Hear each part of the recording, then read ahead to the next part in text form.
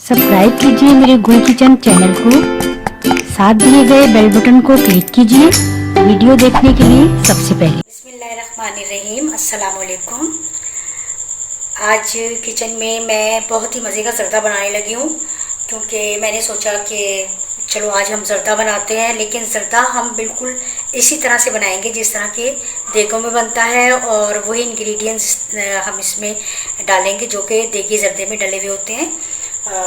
ये ज़रूरी नहीं है कि ज़ाहिर है किचन में, हर किचन में देग टाइप की चीज़ तो नहीं होती, तो आप लेकिन देगी अंदाज से बना सकते हैं, चाहे आप देगची में बनाएं, लेकिन उसी तरीके से अगर आप बनाएंगे तो वो उसी टेस्ट का बनेगा। थोड़ा बहुत ठीक है कि देग का टेस्ट कुछ और होता है, थोड़ा सा डिफरेंट होगा, लेकिन हम चाहेंगे कि हम उसी तरह से बनाएं और उसी वही टेस्ट आए। तो चलें अब मैं बताती हूँ कि हम किस तरह बनाएंगे और इंग्रेडिएंट्स क्या होंगे इसके लिए। तो ये मैंने लिए हैं 3 पाव चावल लिए हैं मैं बासमती, इसको धोकर और थोड़ी देर भिगोया, फिर बॉईल कर लिया है। और बॉईल करते वक्त मैं आपको एक टिप भी बताती हूँ कि ये है कि आप इसको थोड़ा सा ऑयल डाल दें, या जब बॉईल कर चुके तो आप इसमें थोड़ा सा दो टीस्पून जो है वो घी ऐड कर दें। तो ये देखें, ये चावल बिल्कुल अलग-अलग है, और मैं कभी भी सेला चावल का ज़र्दा नहीं बनाती हूँ, मैं हमेशा बासमती चावल का ज़र्दा बनाती हूँ। ये देखें, कोई और चावल हमने एक कनी रखकर बॉयल किए हैं, फुल बॉयल नहीं है। चीनी हमने लेनी है ½ kg।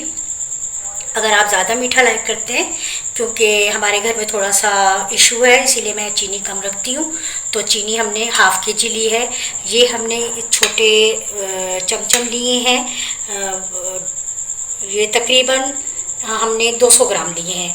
ये हमने अशरफी मुरब्बा लिए है 2 से 3 टेबलस्पून रेड और 2 से 3 टेबलस्पून हमने ग्रीन अशरफी मुरब्बा लिया है।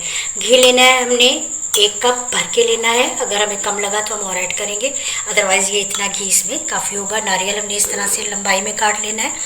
ये हमने किशमिश लेनी है 2 टेबलस्पून या 3 टेबलस्पून, इसको भी धोकर खुश्क कर लेना है। बादाम हमने साबुत लेने हैं, ये देखिए, और इलायची और थोड़ी सी लौंग हमने लेनी है। तो चलिए अब मैं बताती हूँ कि हमने इसको किस तरह से बनाना है। अच्छा, तो देखेंगे, सबसे पहले हमने घी ऐड करना है।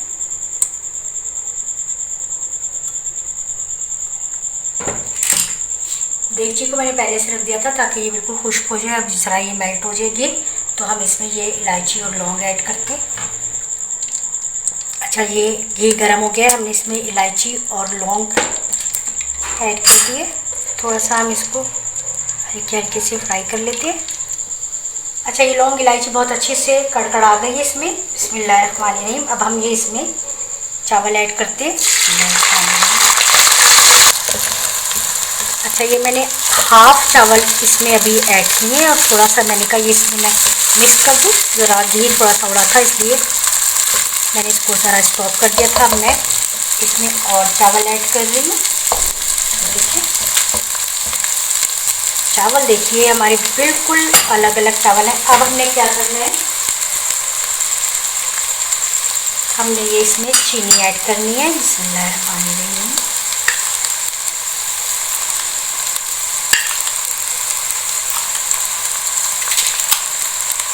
आप चाहे तो शीरा बनाकर भी ऐड कर सकते हैं, अदरवाइज इस तरह से भी, क्योंकि हम देगी स्टाइल में बना रहे हैं तो देगों वाले जो हैं, मैंने यही देखा है कि हमेशा वो चीनी को इसी तरह से ज़र्दे में डालते हैं।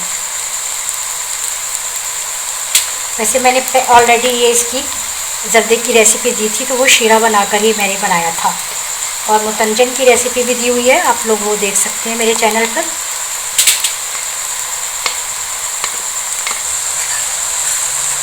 अच्छा, अब ये बाकी चीनी भी जो है वो हम इसके ऊपर ऐड कर रहे हैं। ये देखिए, सारी चीनी मैंने इसी तरह से इसके ऊपर ऐड कर दी, और इसको कवर करके हमने धीमी आंच पे थोड़ी देर के लिए रखना है। फिर हम इसको मिक्स करेंगे और इसमें दूसरी चीज़ें ऐड करेंगे। अच्छा, इसे रखे हुए 5-6 मिनट हो गए। हम देखते हैं क्या पोजीशन है। ये देखिए, चीनी काफ़ी जो है वो मेल्ट हो गई है, और ये देखिए नज़र आ रही होगी काफ़ी पानी छोड़ दिया चीनी ने। अब हम इसको थोड़ा सा मिक्स कर देते हैं हल्के हल्के हाथों से। बिस्मिल्लाहिर्रहमानिर्रहीम।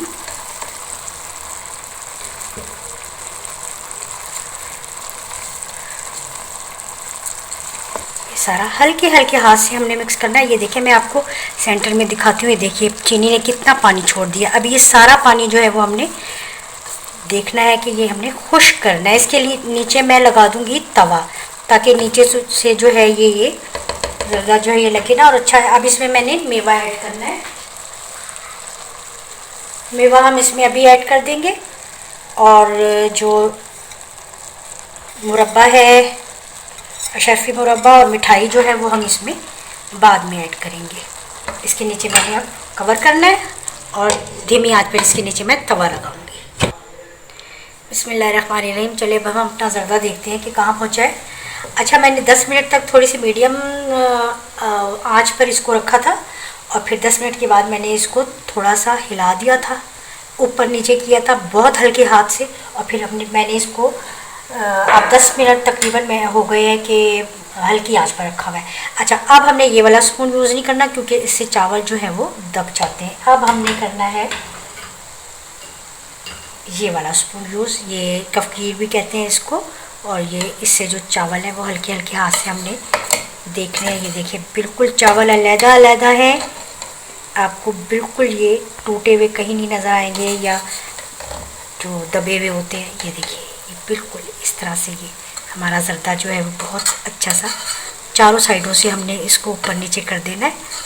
बहुत अच्छा सा ये हो गया है तैयार माशाल्लाह। ये देखें बिल्कुल जिस तरह के देग में होता है। अब हमने क्या करना है, इसमें हमने अशरफी मुरब्बा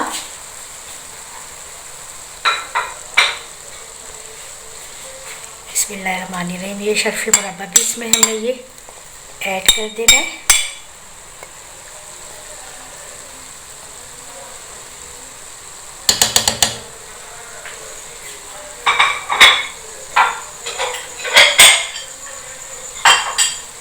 अच्छा, और ये जो छोटी मिठाई है चमचम, ये भी हमने इसमें ऐड कर देनी है। बस अपने इसको 5 मिनट कवर करके और रखना है और फिर दिस इज़ डन। यस, बहुत माशाल्लाह बहुत ही अच्छा सा ये ज़र्दा हमारा देग की तरह का ज़र्दा हमने तैयार कर लिया है और अभी हम इसको 5 मिनट के बाद डिश आउट करते हैं।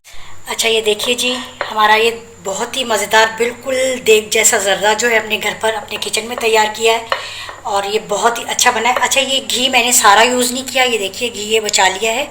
ये तकरीबन पौना कप में ही ये ज़र्दा जो है हमारा तैयार हो गया। आप लोग भी इस रेसिपी को फॉलो करें और इस तरीके से ज़र्दा बनाइएगा।